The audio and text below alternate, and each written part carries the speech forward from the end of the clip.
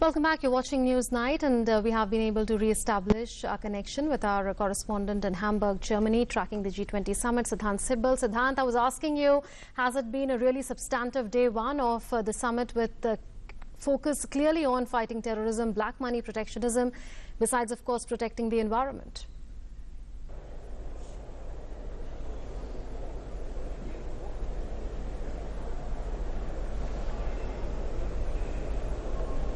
Well, a lot of things were discussed on the first day of the G20 Summit. It was all about peace, trade, terror, and of course President Trump talking about terror. Prime Minister Narendra Modi talked about the issue and put the India stance on the BRICS as well as the G20 platform, talking about the BRICS informal meet which took place at the Elysee Hotel just a short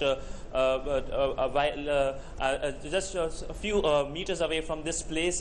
Prime Minister said that terror financing should be targeted, while at the G20 retreat, leaders retreat, where there was an informal discussion, Prime Minister put forth his points. He put forth how to counter terror in global platform. He said that whether it's Lashkar-e-Toiba, whether it's Daesh, or whether it's Boko Haram, the names might be different, but the aims are the same, the intentions are same, that is to spread the issue, spread the terror across the world. So Prime Minister clearly setting the agenda at the summit and putting forth India's point, and this happened in 2014 also, when Prime Minister put forth India's stance on black money, which was finally put in the communique which came out from the Brisbane summit. But on trade, Chancellor Angela Merkel just concluded a statement, and she talked about that need for compromises so that progress takes place. That's a strong statement coming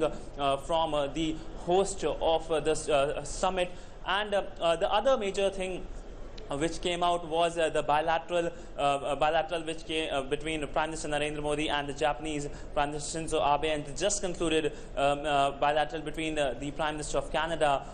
We are waiting for the MEA briefing to really get to know what transpired during the discussion. And if you look at the family photo which happened when all the leaders come together, and of course that that the body language which was being seen by most of the journalists here present at the International Media Center.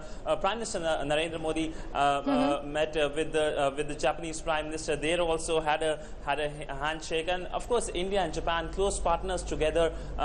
Japan investing a lot in India's flagship programs. Absolutely. Prime Minister Narendra Modi's flagship programs, smart cities, make in India, and remember those images from Varanasi. Both the leaders going for that Ganga Aarti. So a lot of things happened today. So but still a lot of ifs and buts, because still we really don't know whether there was consensus on contentious issues, because the world might be speaking in one voice, but it's the issue of trade and it's the issue of climate change that is dividing the world right now. We can only know what will happen in the final communique when it comes tomorrow, the day 2 of the G20 Summit here in Hamburg. Right, Siddhant, we'll be waiting for that communique tomorrow, but we understand that the second working session that was on sustainable development, climate and energy has concluded, where the Prime Minister was the lead speaker, where he did talk about opposing realities. So tomorrow when we see the joint communique, Siddhant, what's your sense on whether there would be greater stress on the need for more cooperation on fighting climate change, or could there be some discordant voices on this issue?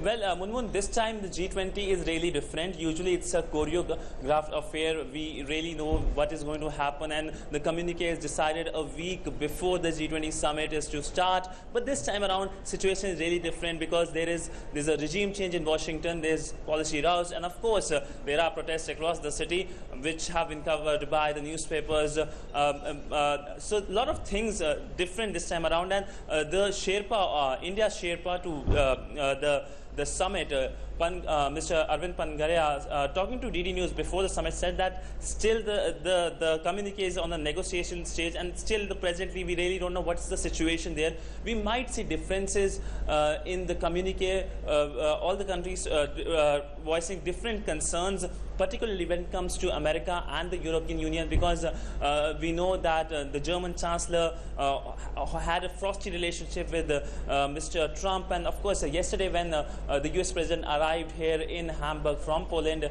the first bilateral was with the Chancellor of Germany. The White House came out with a release, with a readout saying that the focus of the talks was on the Qatar crisis and North Korea.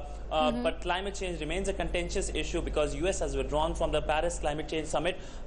But Prime Minister Narendra Modi, speaking on the climate change, India's stance on the climate change at the BRICS informal meet, said that India is committed to the Paris Climate Agreement in letter and spirit. And we know from the previous statements, India has said that India is committed to climate change, not only with this Paris Climate Change Summit, the agreement, but it's a commitment of 5,000 years. So clearly, India is sticking to its point on climate change, but it's the American presidency which might face some tough time here at the summit, with of course their European partners not agreeing with them. All in all, Siddhant, it seems that the joint communique tomorrow will be scrutinized quite a bit to see what are the points of convergence and divergence. Thank you so much, Siddhant, for having joined us from Hamburg. Let's come to our second top focus.